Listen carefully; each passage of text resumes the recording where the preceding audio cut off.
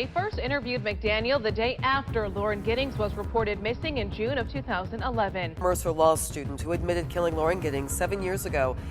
For nearly 3 years, two huge unanswered questions hung over the death of Lauren Giddings. Lauren woke up that June morning believing she was safe, surrounded by books, routines, and the quiet rhythm of a life she had carefully built, never imagining that somewhere, just beyond her sight, someone had already begun watching her in a way that would soon shatter everything.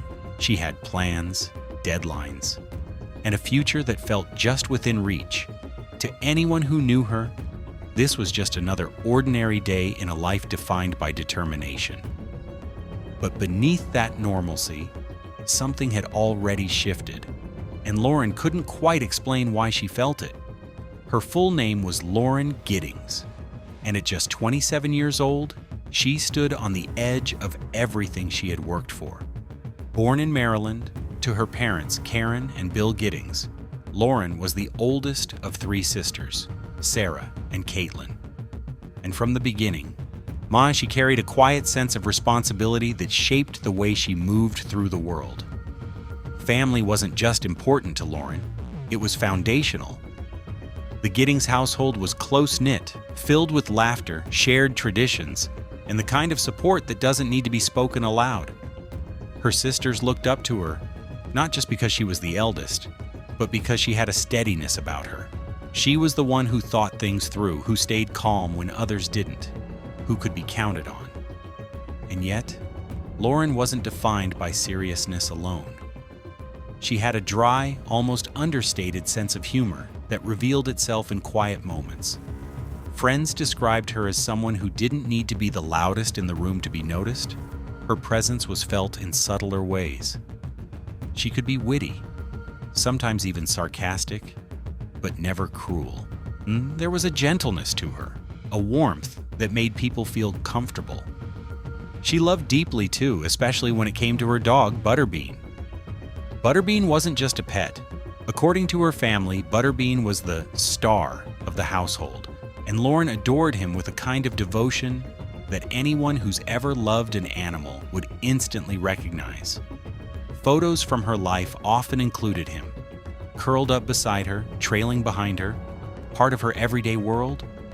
But beyond her personal life, Lauren had something else driving her, a purpose. From an early age, she had set her sights on becoming a lawyer. Not for prestige, not for money, but because she believed in fairness. Specifically, she wanted to become a public defender. She wanted to stand beside people who couldn't afford representation, or to make sure their voices were heard in a system that often overlooked them. It wasn't an easy path. In 2008, she made the decision to leave Maryland and move to Macon, Georgia, to attend law school at Mercer University. It meant distance, from her family, from familiarity, from everything she had known growing up. But Lauren wasn't the type to shy away from challenges. Macon itself was a stark contrast to the pace of life she had left behind. It was quieter, slower, the kind of place where people greeted each other on the street, and where life moved at a more deliberate rhythm. Residents often described it as peaceful, welcoming even. And Lauren adapted quickly. She settled into her studies with focus and discipline, immersing herself in the demanding world of law school. It wasn't easy. Long nights, heavy reading loads, the constant pressure. But she handled it the way she handled everything else, methodically, calmly, with determination. During this time, she was also in a long-distance relationship with David Van Diver, a corporate lawyer she had met years earlier while working at a law firm in Atlanta. Their relationship wasn't conventional. David was significantly older than Lauren, nearly 2 decades her senior, but according to those who knew them, the connection between them was genuine. They shared a similar work ethic, a similar sense of humor, and a mutual respect that went beyond age. He described her as wise beyond her years. And Lauren, in turn, found comfort in him. He was someone who understood her ambitions, who supported her through the pressures of law school, and who believed in her future just as strongly as she did. Their relationship wasn't without its challenges. The distance between them, especially after Lauren moved to Macon, created strain. At one point, they briefly separated. During that time, Lauren began seeing another fellow law student named Joe, but it didn't last. Lauren realized that her feelings for David hadn't changed. She ended things with Joe and remained on good terms with him, choosing honesty even when it was difficult. It was a decision that reflected who she was: thoughtful, self-aware, unwilling to lead anyone on. By June 2011, Lauren had reached a major milestone. She graduated from Mercer University School of Law. It was a moment of pride, not just for her, but for her entire family. They were there to celebrate with her, along with David. Even Butterbean was part of the occasion, a small but meaningful detail that captured the essence of Lauren's life: family, love, and quiet joy woven together. But graduation wasn't the end. It was the beginning. The next step was the Georgia bar exam, and Lauren approached it with the same intensity she had given everything else. She stayed in Macon after graduation, choosing to remain in her apartment at Barristers Hall, a complex designed specifically for law students, so she could stay close to campus resources while she studied. Her life became structured, almost routine. Wake up, study, take breaks when necessary, repeat. She sent a message to friends and family, letting them know she would be hunkering down to focus. It wasn't unusual for Lauren to disappear into her work like this. Those who knew her understood. It was just how she operated when something mattered. And this mattered. But somewhere within that routine, something began to feel off. It started subtly. Small things. Lauren mentioned to her sister Caitlin that she felt like items in her apartment were being moved. Nothing dramatic, nothing obvious, just different enough to notice. At first, it sounded like stress. After all, she was studying intensely, spending long hours alone, barely leaving her apartment except for church or occasional workouts. Anyone in that situation might feel a little on edge. But Lauren couldn't shake the feeling. There was a strange energy in her apartment when she returned after being out. Something she couldn't explain. Something she couldn't prove. She felt like she was being watched. There were no signs of forced entry, no broken locks, no missing belongings, just a feeling. And sometimes, those are the hardest to ignore. On the night of June 25th, 2011, Lauren sent an email to David expressing her concerns. She told him she thought someone might have tried to enter her apartment days earlier. That she didn't feel entirely safe, David reassured her. According to reports, he suggested it might be nothing more than someone fooling around, hoodlums, as he put it, not intending real harm. He reminded her that she had been under a lot of stress, studying constantly, barely interacting with the outside world. It was a logical explanation. But logic doesn't always quiet instinct. Lauren continued studying, continued staying inside, continued pushing forward toward the future she had worked so hard for. And then, she stopped responding. At first, it didn't raise alarm. Lauren had already warned people she would be less available. A missed text here, an unanswered call there. It wasn't immediately concerning. But as days passed, something changed. Her sister Caitlin, still glowing from her recent wedding, began to feel uneasy when Lauren didn't respond to messages or photos she sent. Lauren's best friend Katie noticed it too. This wasn't like her. The silence stretched longer and deeper until it no longer felt like focus. It felt like something was wrong. And somewhere inside Barristers Hall, behind a locked door, surrounded by the life she had so carefully built, Lauren's world had already begun to unravel before anyone ever suspected him, before cameras captured his hollow stare and stillness that would later unsettle millions. Stephen McDaniel was simply another law student, quiet, reserved, and easy to overlook. He was 25 years old in the summer of 2011, living in the same apartment complex as Lauren, just a few doors away. On paper, his life followed a familiar path. He had grown up in Lilburn, Georgia, in what appeared to be a stable, middle-class environment. There were no widely reported accounts of extreme abuse or trauma in his childhood, no glaring signs that pointed to the darkness that would later emerge. To neighbors and acquaintances, he was polite, soft-spoken, and unremarkable. But beneath that quiet exterior, there were fractures, subtle at first, but growing deeper over time. Stephen struggled socially. Classmates at Mercer Law School would later describe him as awkward, withdrawn, and difficult to connect with. Conversations with him could feel strained, sometimes unsettling. He had a tendency to fixate on topics that others found uncomfortable: death, violence, and hypothetical scenarios about crime. According to classmates, he would sometimes ask disturbing questions, like how someone might commit the perfect murder or survive an apocalyptic scenario. At the time, these comments were often brushed off as strange humor or intellectual curiosity. After all, law students frequently discuss crime. But in hindsight, those moments felt different. They carried a weight no one recognized until it was far too late. Stephen wasn't known for having close friendships. While others formed tight-knit groups, supported each other through the pressures of law school, and celebrated milestones together, he remained largely on the outside.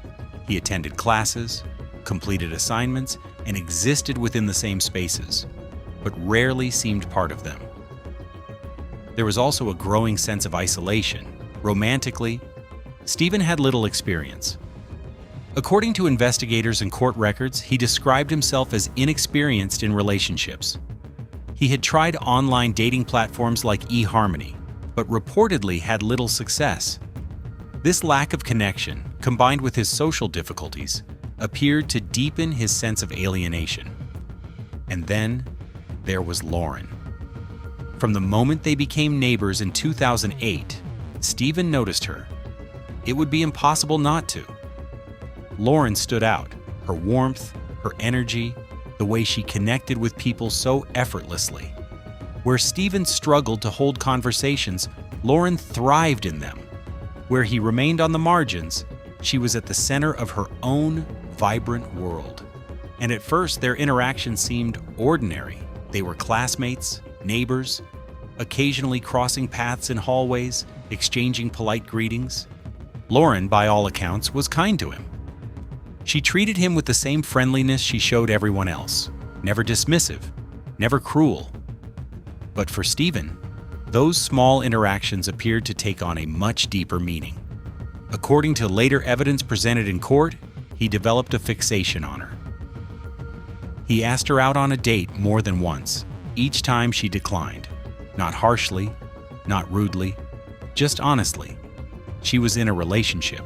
She wasn't interested. To most people, that would have been the end of it. But not for Stephen. Something shifted.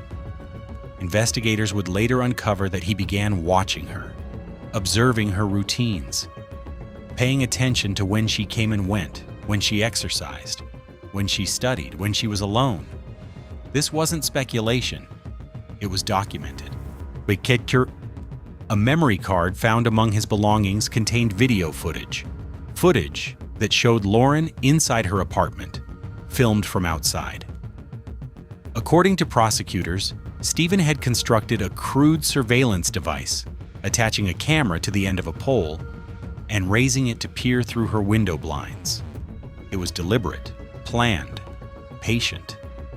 He wasn't just noticing her anymore. He was studying her.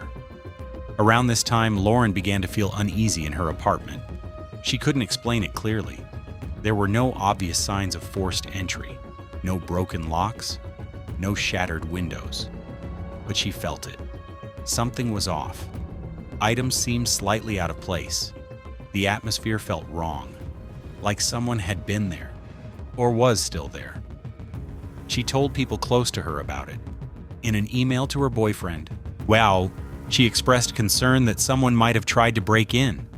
She described feeling watched, vulnerable in her own space. To an outside observer, it might have sounded like stress. She was studying intensely for the bar exam, spending long hours alone, under pressure. It would have been easy to dismiss those fears as anxiety, but those fears were real. Because just a few feet away, Stephen was becoming increasingly consumed by his fixation.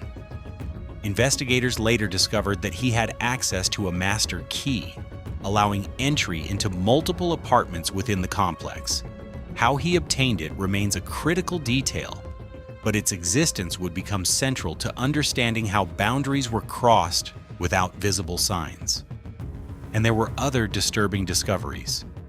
Search history, digital evidence, in files that revealed an obsession not only with Lauren, but with violent and explicit material. According to court records, investigators found disturbing content on his devices, including material that raised serious concerns about his mental state and intentions. There were also writings, posts, and online activity that suggested fantasies involving control, violence, and domination. While not all of these could be definitively attributed to him, prosecutors argued that they aligned with the behavior they were uncovering. Taken individually, each piece might not have told the full story, but together, they painted a picture. A man growing increasingly detached from reality, a man who felt overlooked, rejected, invisible. A man who had begun to construct a private world, one where he held control. And in that world, as in Lauren wasn't just a neighbor, she was the focus. By June 2011, both of them were nearing a major milestone. Graduation had just passed, the bar exam loomed ahead. Life was about to change. For Lauren, it meant new beginnings. For Stephen, it seemed to represent something else entirely: uncertainty, isolation, a future that felt undefined. And as those pressures mounted, so did his fixation. In the days leading up to June 26th, Lauren's routine became even more predictable. She stayed inside more often, focusing on studying, fewer social outings, more time alone. From Stephen's perspective, that meant opportunity. He knew her schedule, he knew her habits, he knew when she would be alone, and at some point, whether driven by obsession, delusion, or a combination of both, he made a decision. A decision that would shatter everything. In the early hours of that summer night, while the rest of the complex slept, while the world outside remained quiet and unaware, Stephen moved toward Lauren's door, toward a boundary that should never have been crossed, toward a moment that could never be undone. And just beyond that door, Lauren slept, unaware that the unease she had felt for weeks was no longer just a feeling. It was real, and it was right there, waiting. It began in the quietest hours of the night, when the world feels paused, when even the smallest sound can echo louder than it should, and when most people believe they are safest. In the early morning of June 26, 2011, Lauren was inside her apartment at Barristers Hall in Macon, Georgia. The building was still. The campus nearby was quiet. Summer had slowed everything down. Most students were either gone or keeping to themselves, buried in preparation for the bar exam. Lauren had gone to bed like any other night.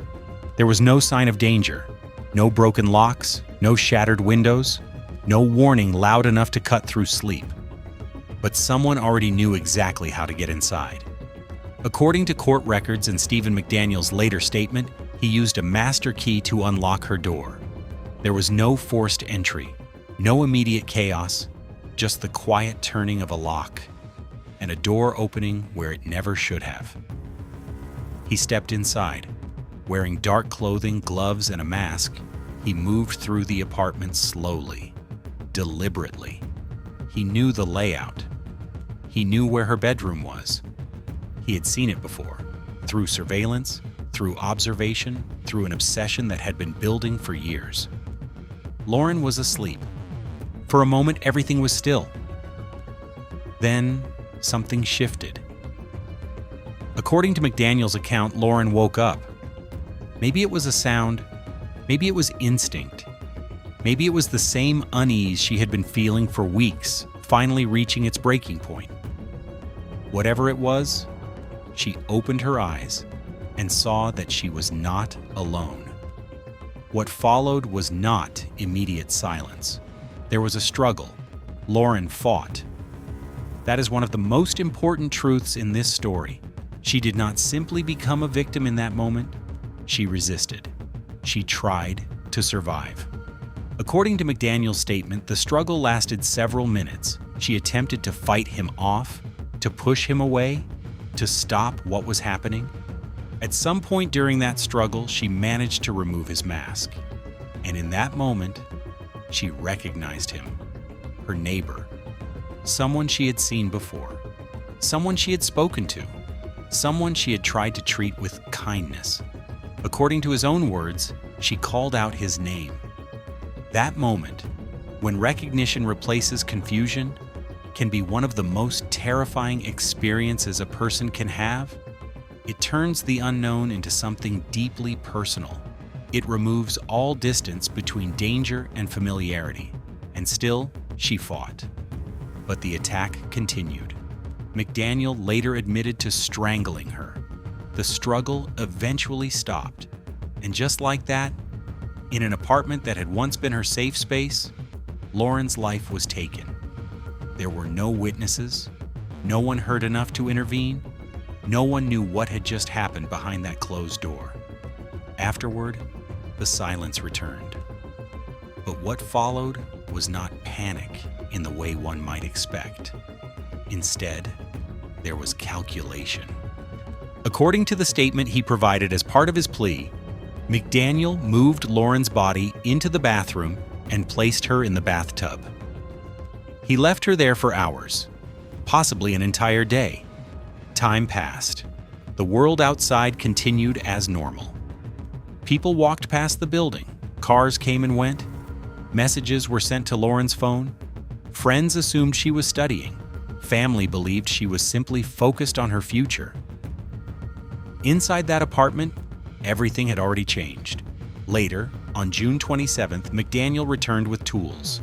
Among them was a hacksaw. What happened next is difficult to confront, but it is essential to understand the reality of the case. According to his own confession, he dismembered Lauren's body, not in a moment of chaos, but over time, with intention. He then placed different parts into bags and disposed of them in various locations around the area. Some were never recovered. Others, like her torso, were placed in a trash bin near the apartment complex. Investigators would later confirm that the dismemberment occurred after death. The medical examiner also reported that there was no evidence of sexual assault, according to official findings. After disposing of the remains, McDaniel attempted to clean the apartment. He used water, likely cleaning products, and time. And for a moment, it worked.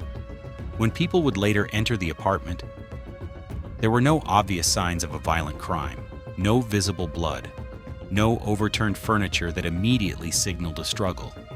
But what cannot be erased so easily is evidence. And what cannot be erased at all is absence. In the days that followed, Lauren stopped responding. At first, it didn't raise alarms. She had told people she would be studying. She had sent messages explaining she might not reply quickly. It fit her routine. But then the silence stretched longer. Calls went unanswered. Texts went unread. Her sister Caitlin began to worry. Her best friend Katie noticed something wasn't right. Eventually, concern turned into action. A friend named Ashley was asked to check on her. When Ashley arrived at the apartment with her boyfriend, they noticed Lauren's car was still there. That alone was unusual. She wouldn't leave without it. They used a spare key to enter. Inside, things felt off. Not violently disturbed, but incomplete. Her belongings were still there. Her purse, her phone, her laptop. Items she would never leave behind if she had gone somewhere intentionally. It didn't make sense. And then came the realization that shifted everything. Lauren had been planning to move out the next day. She had plans. She had a future waiting. And now she was gone.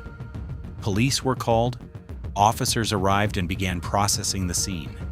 At first glance, there were no signs of forced entry, no obvious indication of a struggle. But something felt wrong. So they turned to a tool often used in cases like this, luminol. When sprayed, it reacts with trace amounts of blood, even if it has been cleaned. In most of the apartment, nothing appeared.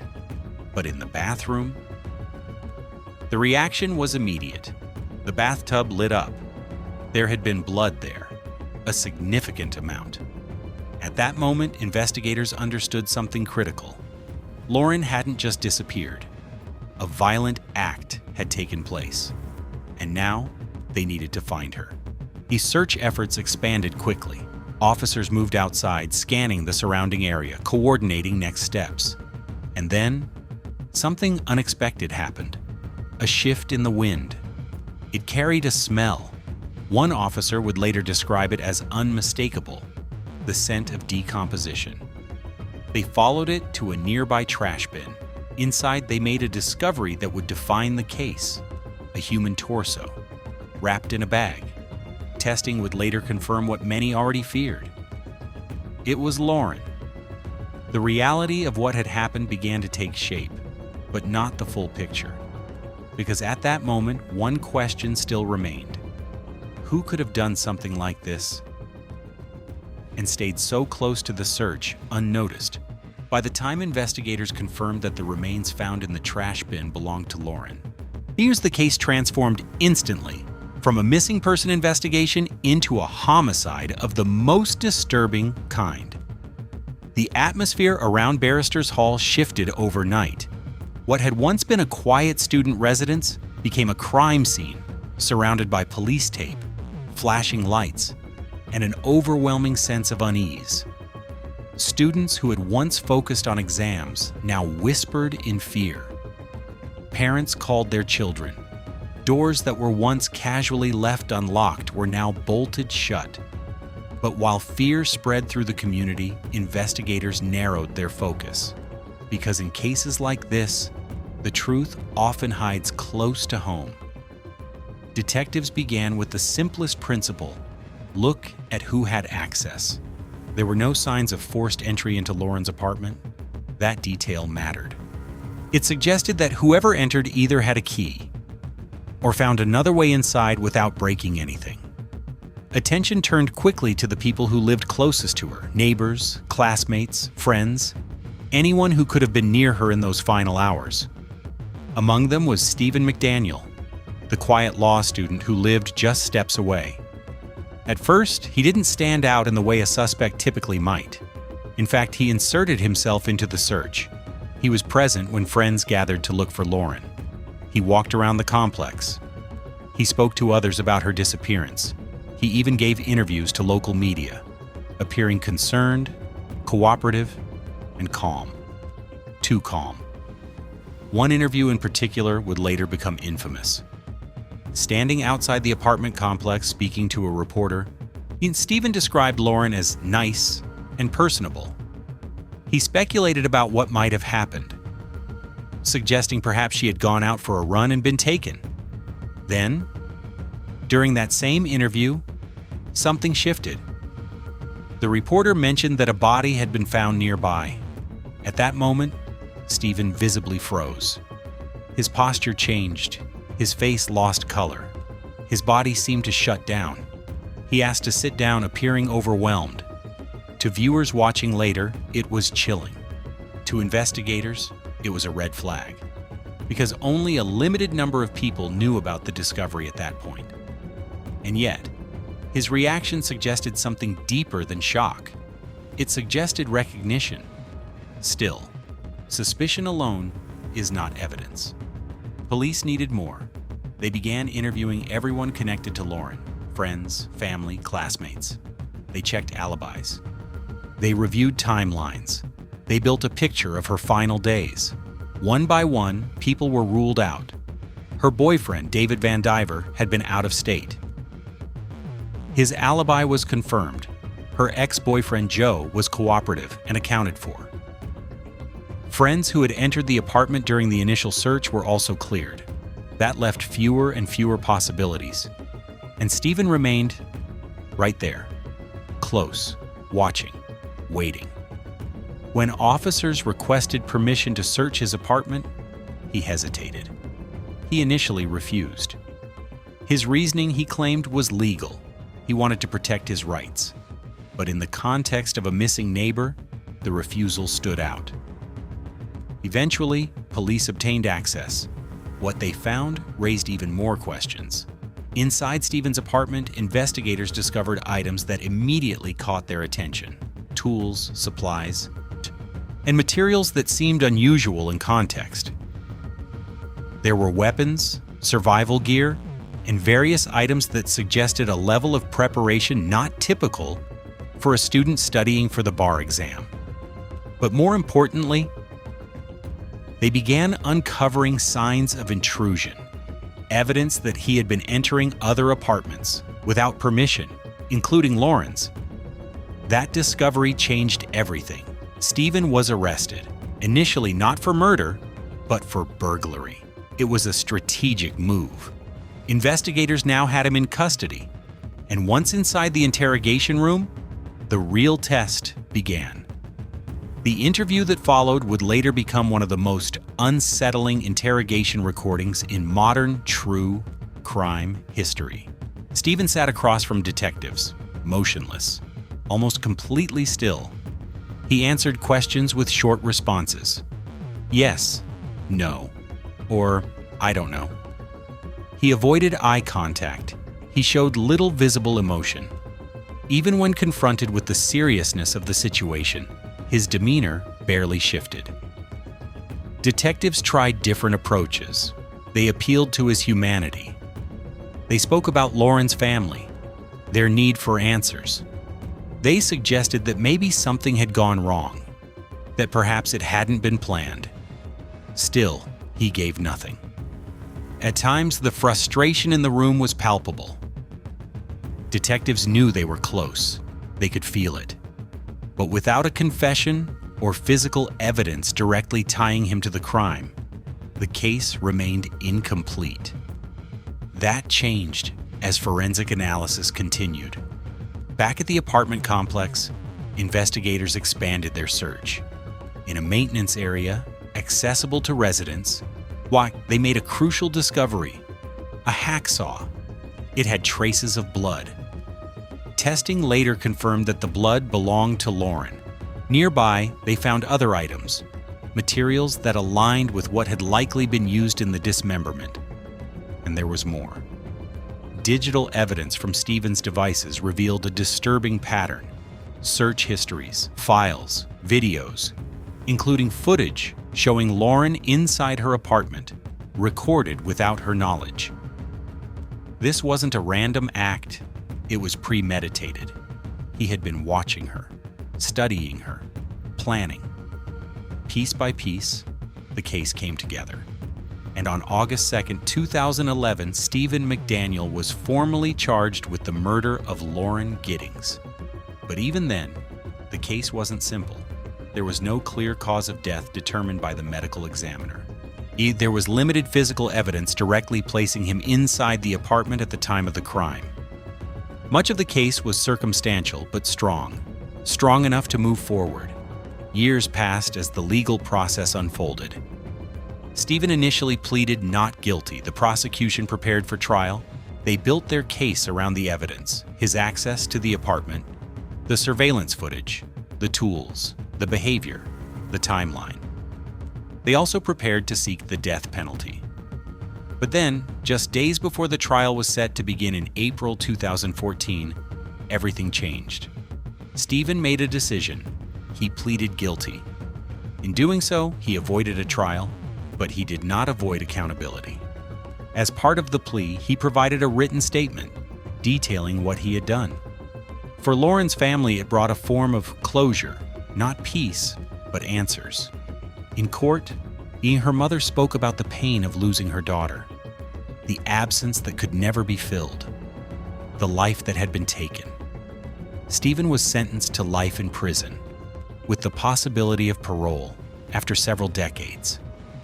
For many, it wasn't enough. For others, it was justice within the boundaries of the law. But even after sentencing, questions lingered. Not all of Lauren's remains were ever found. Some parts of the story remain unknown, and perhaps always will. Because even when a case is solved, it doesn't mean it is fully understood. In the years after Lauren's death, life did not simply move on. It changed. For her family, for her friends, for the community in Macon, and for anyone who followed the case, there was now a permanent before and after. Before June 2011, Lauren was a young woman on the brink of everything she had worked for.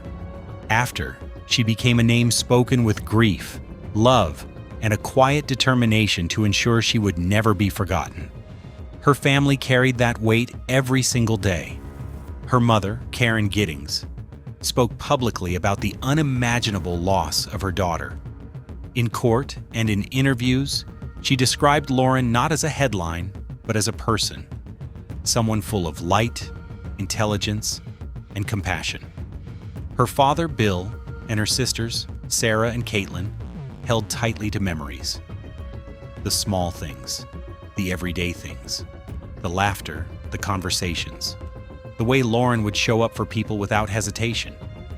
Grief doesn't follow a timeline. It doesn't fade neatly. Instead, it becomes something families learn to carry. And Lauren's family chose to carry it with purpose. They began honoring her in ways that reflected who she was, not how she died. At Mercer Law School, where Lauren had studied and grown, her memory became part of the institution itself. A scholarship was established in her name, the Lauren Giddings Scholarship, designed to support future students pursuing law. It ensured that her dream, the one she worked so hard for, would continue through others. Her presence remained on campus, not physically, but symbolically, in classrooms, in conversations, in the quiet understanding among students that her story mattered. In Macon, there are memorials dedicated to her. One of the most meaningful is a pink bench, placed in a park where Lauren used to run. It's simple, but intentional. Pink was her color, bright, bold, impossible to ignore. It reflects who she was, someone who stood out, not for attention, but for authenticity. At the law firm where she once trained, colleagues created Pink Wednesdays in her memory. Staff would wear pink as a tribute to her spirit, her personality, and the way she brought something different into a profession often defined by uniformity. These gestures may seem small, but for those who knew her, they are everything, because they keep her present. Her sister, Caitlin, found another way to honor her. When she had a daughter, she named her Lauren Magnolia, a name that carries both memory and continuation, a way of saying she is still here.